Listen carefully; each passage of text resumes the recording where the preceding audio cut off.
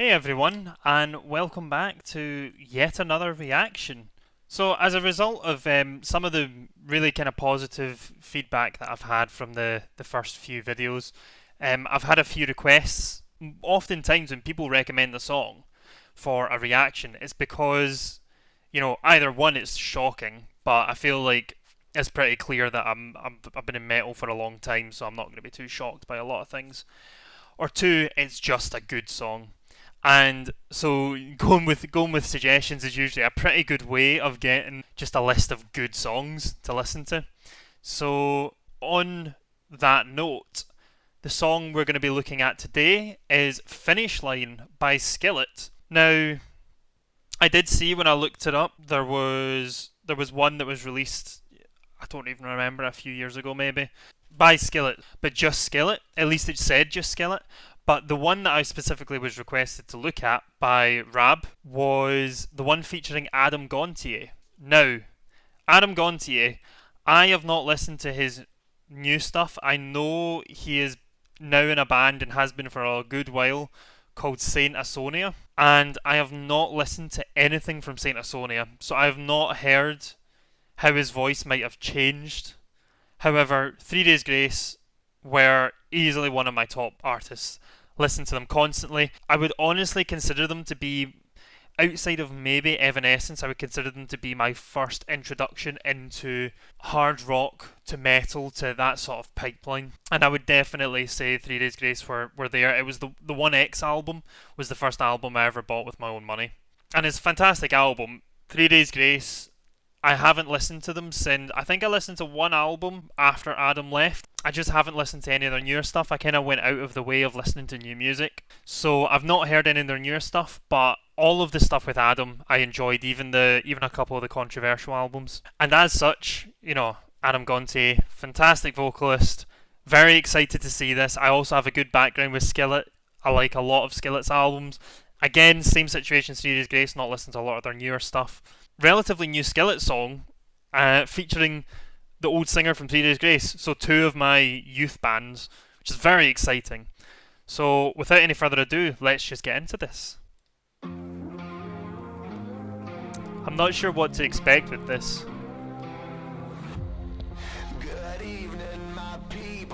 There's Skillet song, where he's singing through a walkie-talkie.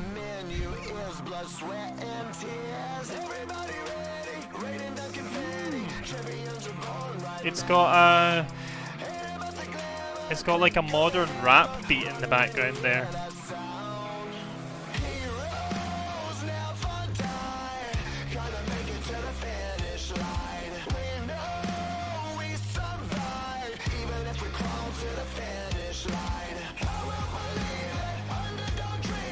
Very interesting not having such a full sound in the lead up. I assume the chorus is gonna blow us away.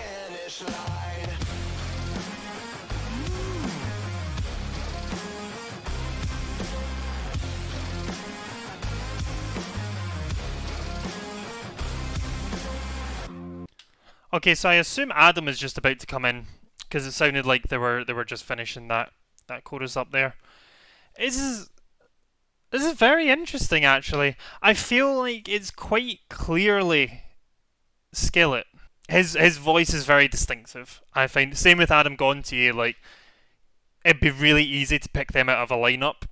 For example, some of your pop punk bands, a lot of their vocals kind of blend together, and you can't necessarily tell any two of them apart. Like, for example, for me, the lead singer of Pierce the Veil and the lead singer of Sleeping with Sirens sound exactly the same to me. Both of these two vocalists have very distinctive sounds. You know when they're on a song because you hear them. But yeah, I really liked that introduction. The chorus was a little underwhelming, but it's the beginning of the song. A lot of songs do that, and Skillet do that a lot, where they build up their escalation to the chorus and then dissipate and then build up their escalation to the next chorus.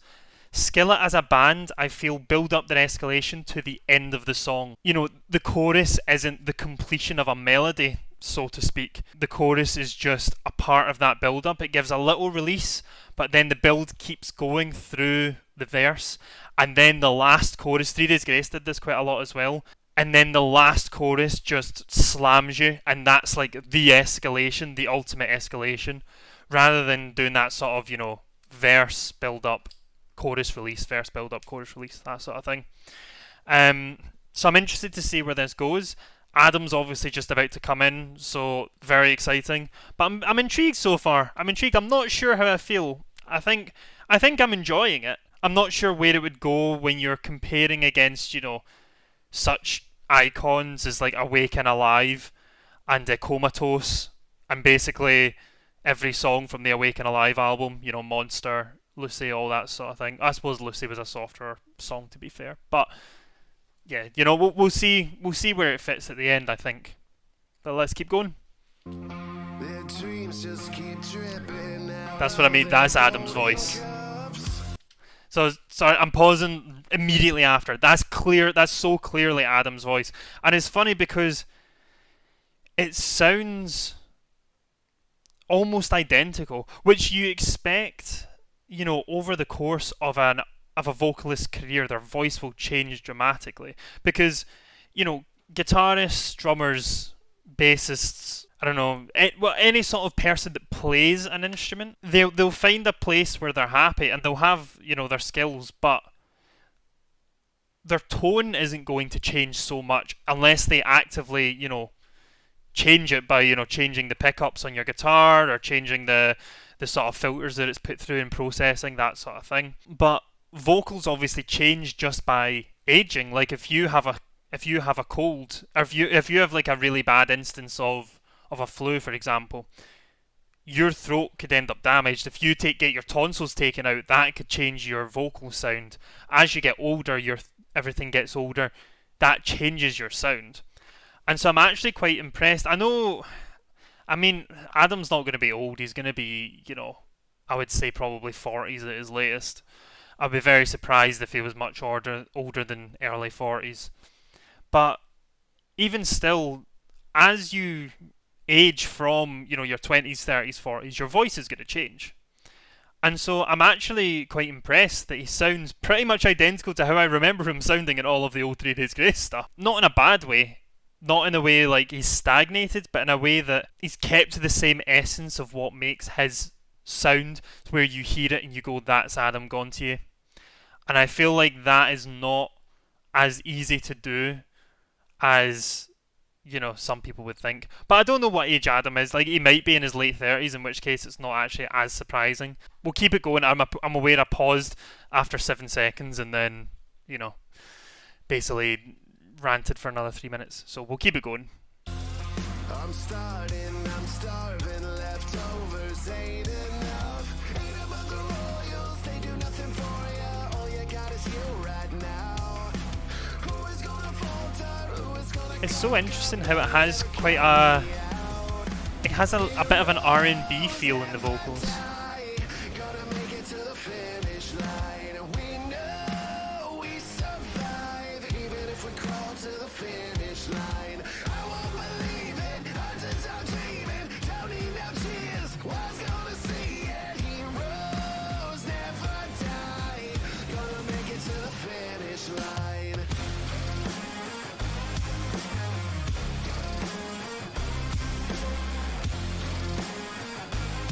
I really like that hook. I think it must be a synth, right, or a keyboard or something. But it's very nice, very catchy. Gonna make it to the finish line every day. Gonna make it to the finish line. Gonna make it to the finish line every day. Gonna make it to the finish line. Heroes never die. Gonna make it to the finish line. We know we survive. It does have a very Skillet structure to it, doesn't it?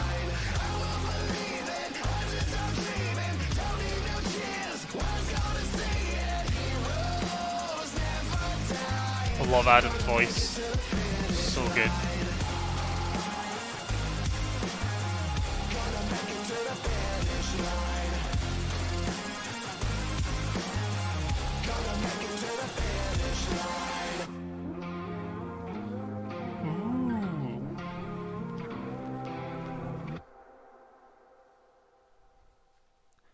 Alright. Very interesting. I I liked a lot about that song.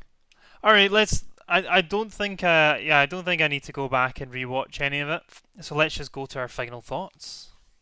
So, final thoughts on that song. It's a Skillet song. There's no doubt. Like the structure is. I mean, the structure is not uncommon for verse chorus, bridge chorus, that sort of thing.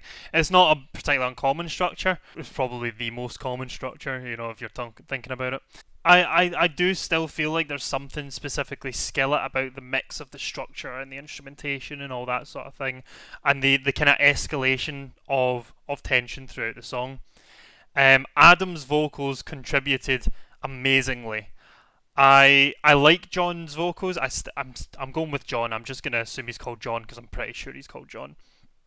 I like his vocals, but I do think Adam is a stronger overall vocalist, and he absolutely killed his bits. And John did really well as well. Don't get me wrong. I don't want to take away from that, but I will always like Adam's just one of my favorite vocalists. Your hard rock metal stuff goes. I suppose you would call it hard. 3 Days Grace are a bit more hard rock, I would say. I was interested because it definitely, even though it was a Skillet song, it felt a bit more not poppy, modern R&B, because I pointed that out in the beginning. The basically the thing that made me think of was my first instinct was Juice WRLD, but a lot of artists in that range. You've got people like Juice WRLD, Lil Uzi Vert. It's that kind of drum beat cymbals that is just associated with that, and it was used here in this song, and I feel like it did come out a bit more poppy than I was probably expecting with a mix of Skillet and Adam Gontier, but I did enjoy it. I think I will still say that for me this song would rank below something like Awake and Alive, Comatose. A few of those songs back there, it would still rank below those, but I think that's just because those are so iconic, they're so influential to me and where I was in my music journey at the time when I heard those songs, that it's going to be hard to beat those, just in at least the nostalgia factor. It was a fun song. I enjoyed listening to it, and yeah, I think it was a good collaboration. I do think Adam Gontier added a lot to it with his vocals, and the instrumentation was kind of basic, but for a lot of Skillet songs that is the case. They don't have as many things like solos or complex backing arrangements and things like that, because they're just going for making a good solid sounding song. They're not going for the technical aspects, and there's plenty of places for that kind of music, and I think Skillet do it very well. There's no doubt that they make really good music.